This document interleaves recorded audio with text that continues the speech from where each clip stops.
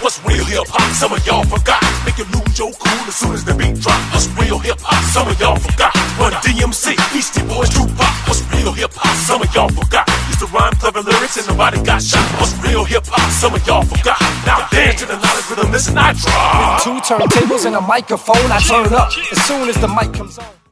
This is your boy Big Business, and we are live here in Tampa, Covenant Suites Conference Center with a live studio audience. Studio audience, make some noise!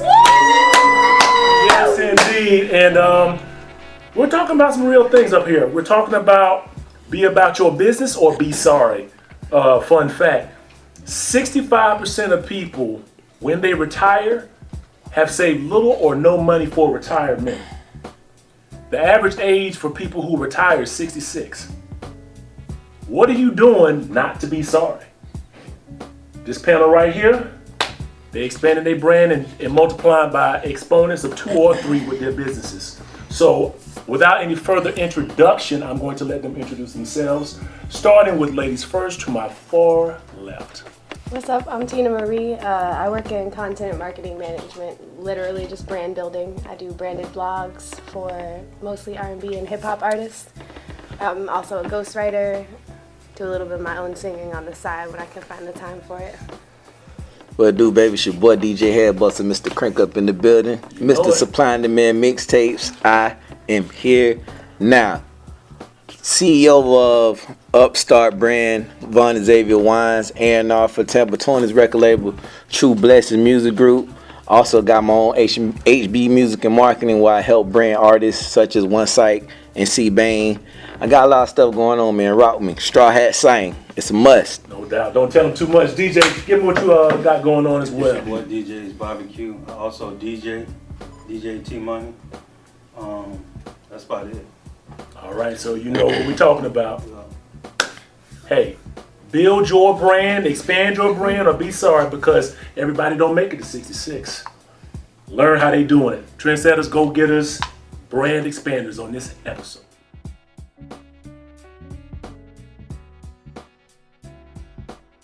Okay, we're back from that commercial break. This is your boy Big Business, and we're talking about being about your business or being sorry.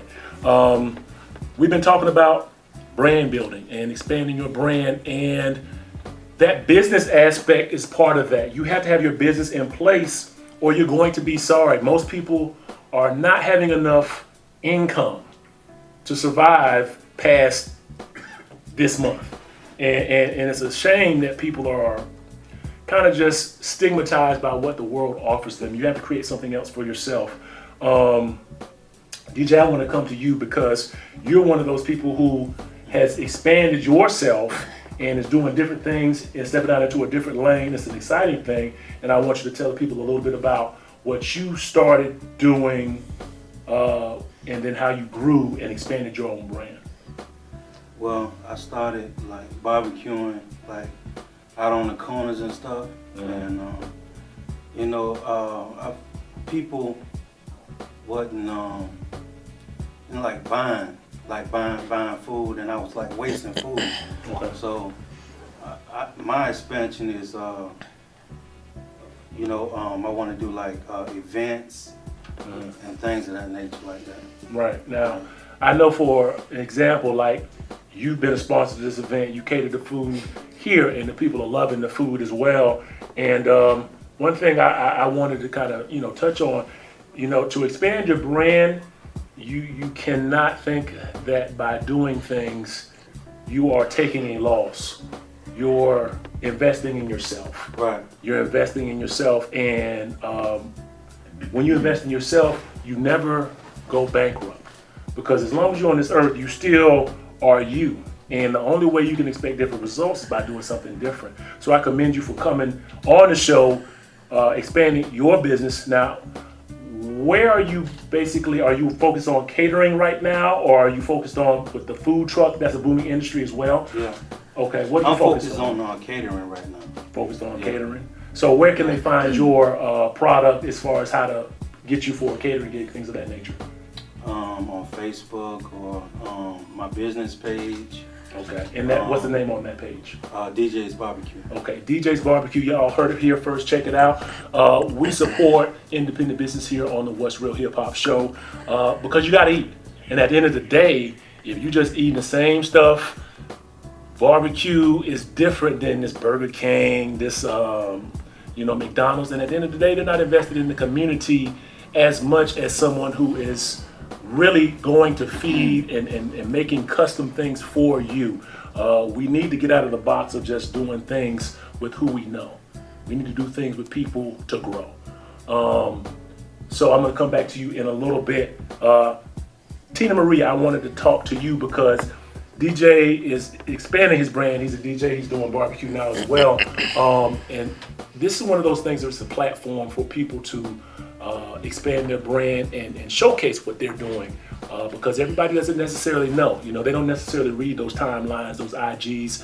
They just swipe left and they look up for love in all the wrong places, etc. so on. That's a area you know a little bit about, I'm sure, by your experience as well. So tell the people about, because people think you just a pretty face sometimes. They don't really know the depth of the versatility that you possess, and I wanted to be able to relay that to the audience because pretty faces don't just pay bills, but if you want residual income, you're gonna have to expand your mind and not just your brand, and I think you've been doing that. Yeah, you can be cute and all and still not get paid for it because you don't know what you're doing. You don't know how to actually monetize your abilities and your talents. Mm-hmm. I work in marketing, and I work in branding, which is very important. Like, you can be a talented artist in any lane. You could be an actor, you could be a physical artist, painting, drawing, you could be a singer, a rapper, but if you don't, in this climate, market yourself properly, unfortunately, it's going to be a lot harder for you. You're not going to be able to make it. Right. And one of those things, and I see you take advantage of it very well, this thing called the internet, letting people know what you're doing, where you're going. Some people are afraid of that. Where you're going to be, they're afraid, if I tell the people where I'm going to be, they're going to expect to have a conversation with me.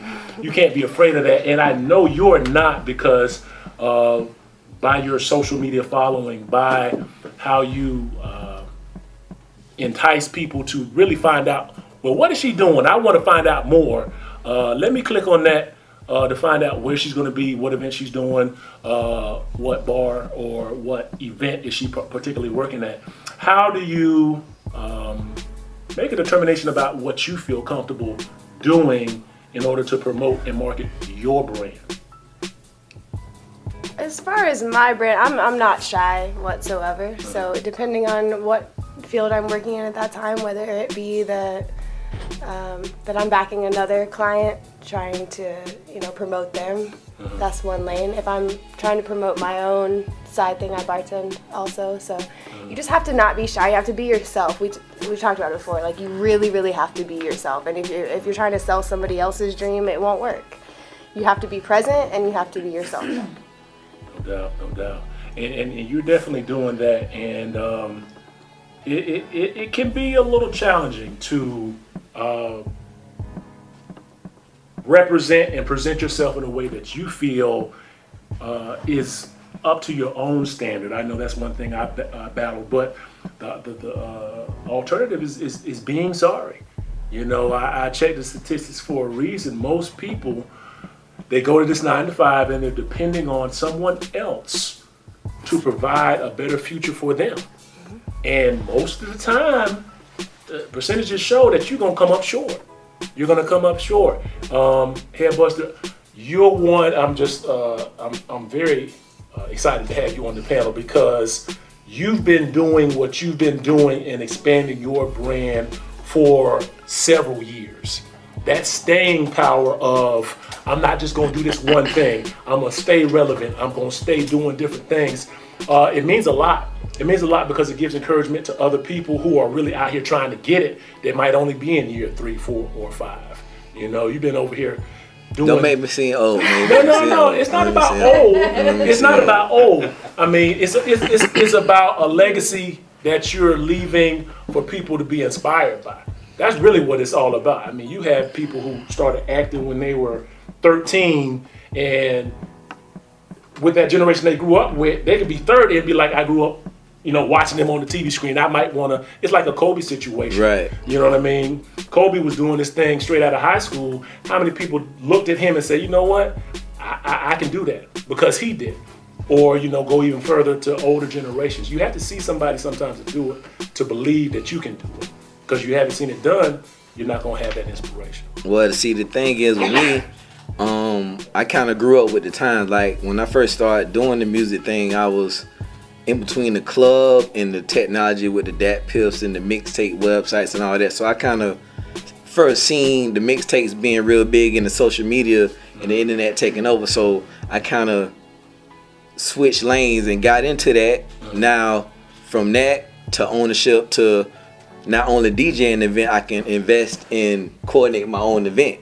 I done seen the couple $100 from DJing in the club to a couple grand from investing in doing the parties. Right. So that alone, just showed the diversity from being a college kid just looking for the few dollars to being an adult with kids looking to provide for the family now. So that just comes with time and age and me being a natural born go-getter, never selling. So with that being said, I got my own wine. So that's named after my daughter. So she can have something as she gets older, she can fall on. So I'm also behind the scenes in the studios working with artists, helping them create music to put out to the masses. So that I'm just touching everything that can be touched right now.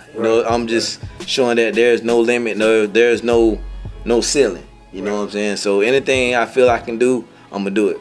And the thing is that what you said when there's no ceiling is kind of funny, because when you said that, I instantly thought of sometimes if you want to, break the glass ceiling, you got to leave the house. Right. You might have to build a new house if you want a new ceiling, because there might not be any room for growth in that lane that you're in. And that's one of those things where I respect everybody on this panel, because it takes a lot of courage to say, I'm not just going to do this one thing. I'm not just going to be a master of one thing. I'm going to do these different things. And after this commercial break, I want to dig in a little bit deeper to what it took for you to get to that next level of either recognizing this is what I needed to do, or kind of coming to the thing and say, okay, I want a change in how you went about it.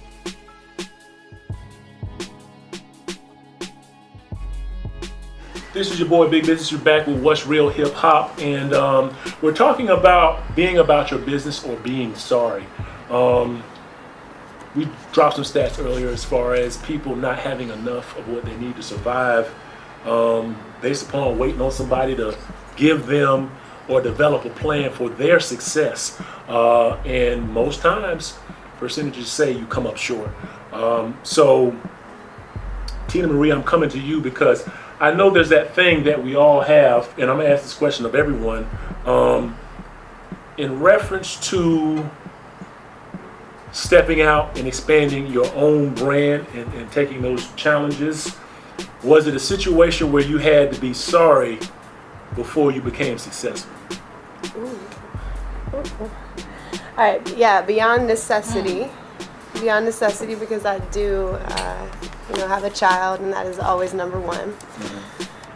I've also always kind of had a problem working for other people. Our ideas don't align. I like to think I'm right about a lot of things, which I may or may not be.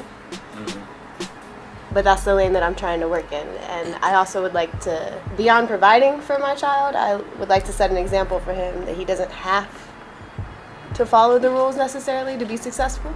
You don't have to sit in a box. You don't have to sit in a cubicle to be successful. It's very important to me that you can be successful and be happy at the same time. And that's the example that I want to set for my son, which is pretty much my driving force.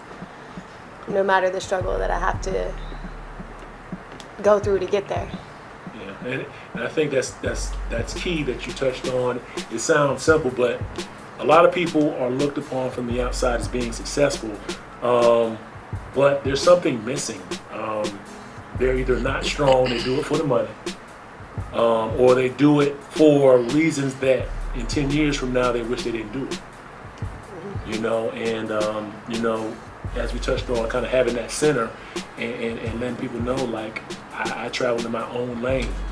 We're going through traffic, and there's lanes that everyone travels, and then there's those exits that people get off on, and then they kind of make their own road. As an individual, no one has the same exact life as anyone else, but you can follow other people's roads. But if you don't end up to the success destination you want, at the end it's your fault, because you didn't want to make those roads for yourself to get to a different place. Headbussa, the same question for you, because there's always that point where people say, enough is enough. I need to do something different. Well, that point for me was 2012 when I finally decided to leave the radio, because situations within the building hierarchy, I felt it was my time to. I pretty much outgrew the situation. It wasn't an opportunity for me to expand more, so I was kind of forced to step out and figure some things out. Like, one, I was always a natural hustler to get money, so I had to find more ways to make money within the entertainment realm. So that's what enabled me to do the wine, do my own events. I used my connects from the radio station to help build my brand a lot further. So pretty much, I say it's a blessing in disguise, but it is what it is. If it was up to me, of course I love to be on the radio all day, but for a situation like that, it made me a better person, and I didn't quit. Most people leave the radio station and just fall off the face of the earth. Right. Not me. I kind of took it for what it's worth and took that blow on the chin head first and got to the grind. So, I think that's the tell of me, right, as an individual. So, I'm still kicking it to this day. Yeah, and the thing I like that you said is, you took those blows, and you're still fighting. I think a lot of the time people get discouraged because they don't win in the first round. Right. You know what I'm saying? But at the end of the day, life is not about one round. Right. It's about how much you can take and get up from to be standing up when everybody else is on the ground. It's a marathon, not a sprint. It's encouragement for me, and it's encouragement for all of our listeners to hear that you don't have to follow that path of this is it for you. You took the radio situation to the ceiling of it, and you said, you know what, I need to go somewhere different that doesn't have so many parameters, specifications, demands, and you created something that can't be duplicated because you made it. Right. And anything you make from a creative place is something that can be imitated, but it can't be duplicated. So I commend you for that. DJ, I know that what you're doing is something that you kind of stepped out on faith to do. Was there a situation that kind of prompted you to kind of take that leap of faith into, the food services industry, apart from what your day job was? Because I'm sure you have multiple things that you do as well, not just DJ and barbecue. Tell the people a little bit about what got you to this point. Oh, my day job, I'm a caregiver, so I take care of mentally challenged adults. I do that in the daytime. But cooking, I always knew how to cook. You know what I'm saying?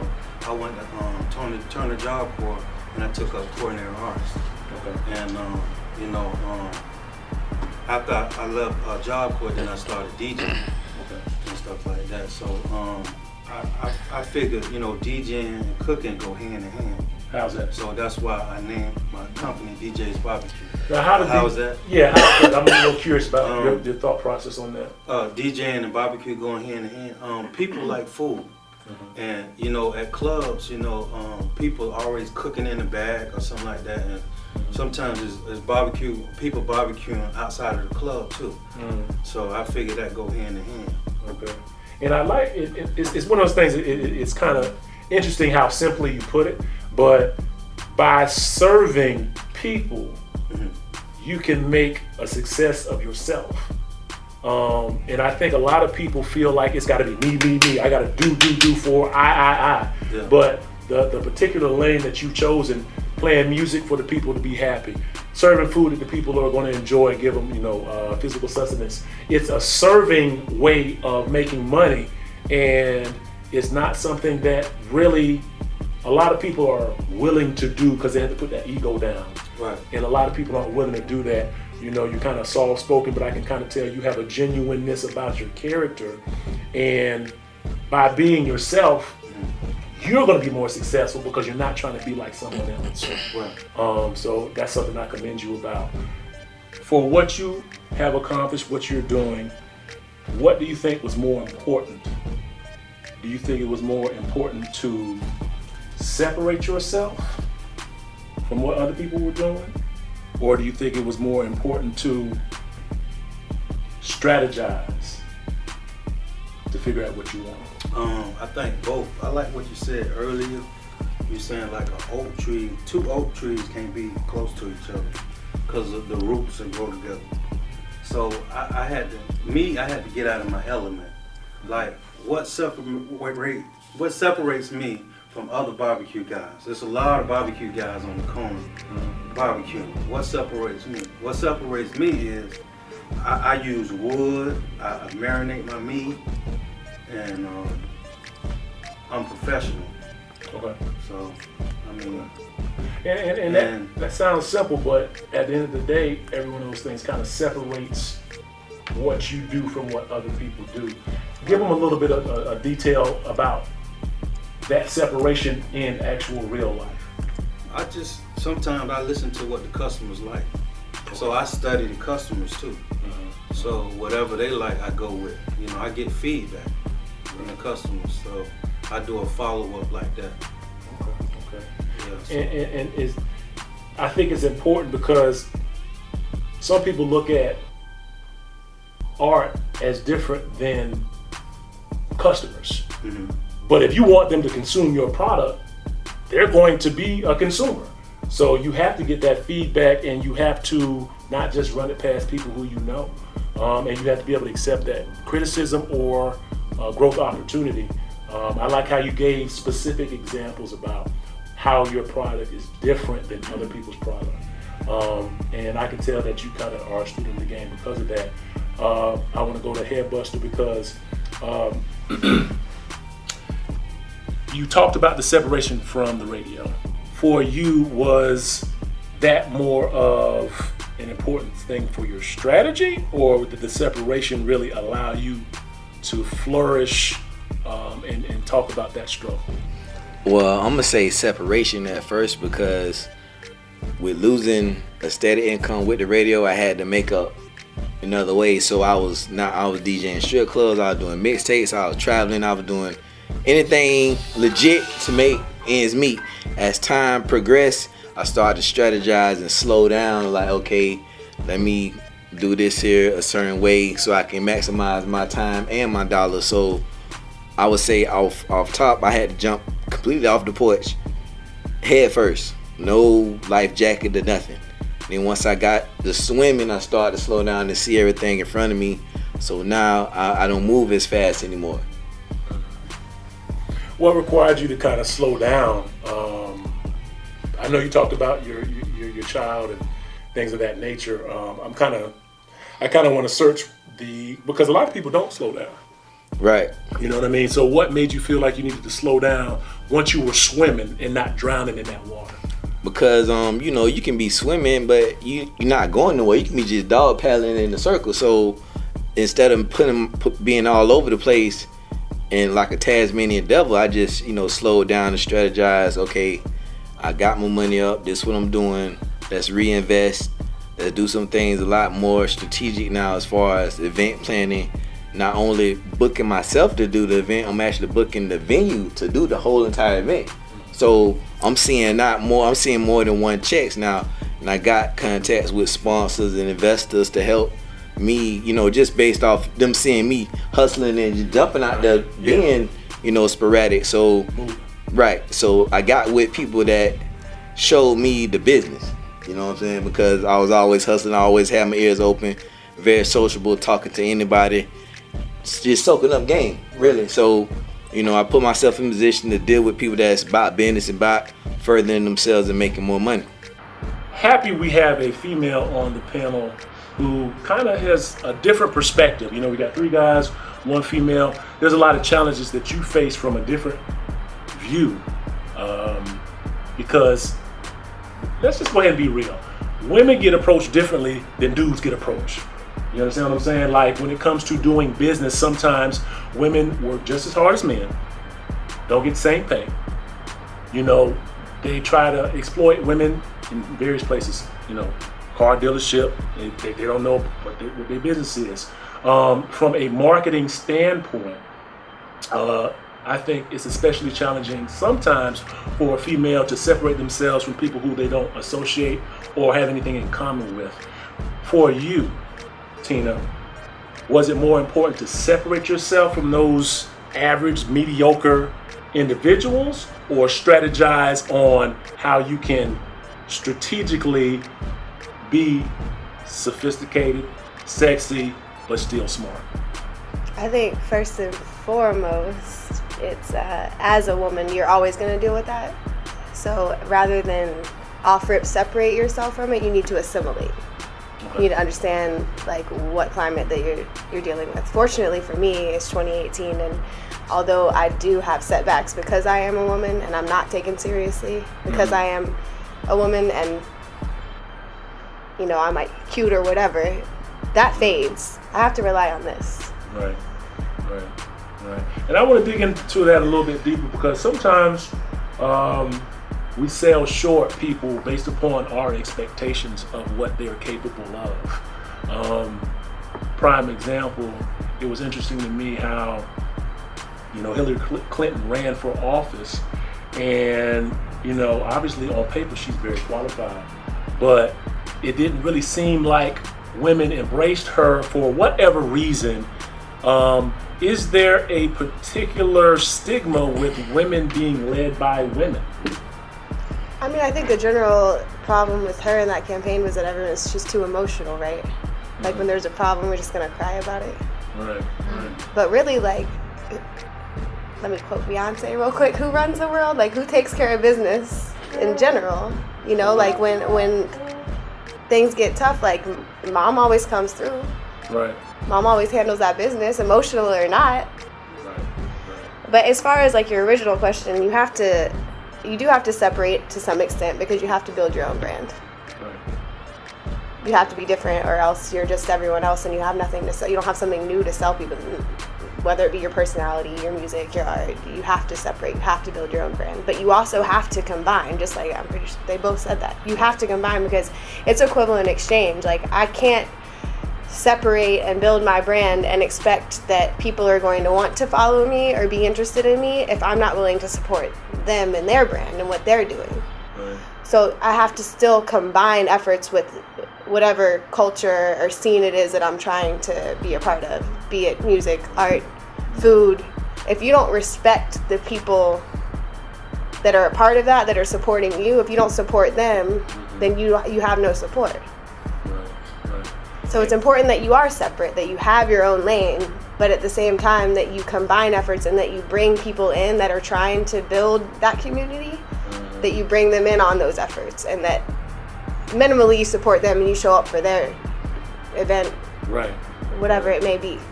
And when I say I appreciate your the reciprocity of your response, because it's one of those things where people, men think one way based upon we go out and get it, and we accept the consequences.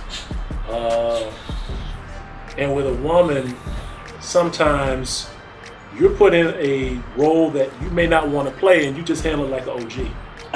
You know, I'm sure there's a lot of single mothers out there who didn't want to be single mothers, but they handle it like OGs. Probably all of them. And, you know, that's something that, as a man, I have to respect. And knowing when to combine efforts, I think that's crucial as well, what you were saying, as far as, there's this one saying that kind of trips me out, but it's real. People like to see, from a business standpoint, you married to somebody. because it means one person can put up with you. It's a sign that somebody can put up with you and you can work together to build something with somebody else and grow. And that's what we're trying to do with these lines on stage. I call them lines because they're not followers, but they can group up and combine forces like Voltron and make an impact on the entertainment industry, period, not just music. Sometimes food is so good, you just entertain to taste it. Y'all know what I'm talking about. You take a bite into them ribs, boy, you start doing the happy dance. You may not see that as a form of entertainment, but my man DJ sees it in 3D. Okay, Headbussa, when he does events, the entertainment energy in his voice makes me want to be a part and listen more to what he's doing. Tina, to what you're doing is a thing I think you're misunderstood and underestimated, but when people look at this footage on this video, they're gonna have to see you differently. They're gonna have to see you differently for what you do, not just the bartending or the singing, but the marketing mind that you have to assist other people in their dream and combine forces with them to help them look better to not just the man, but the opposite sex as well. So I think this has been a lot of good things that we've discussed on this episode. I'm gonna jump right into it.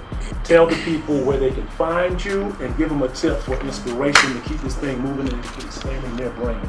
You can find me on DeMontez Mills, DeMontez, that's my real name.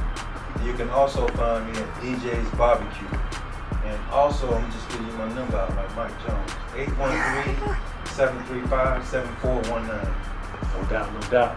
Headbussa, I don't know if you want to give out that personal contact. Your stuff you might have a dead battery in the hour. I mean, it don't matter. You can find me on Instagram, DJ Headbussa 813, Twitter, DJ Headbussa, Facebook, DJ Headbussa. I just put hashtag straw hat sign. You go find me. I'm all over the place. Shout out to my boy Tambatoni. He is out.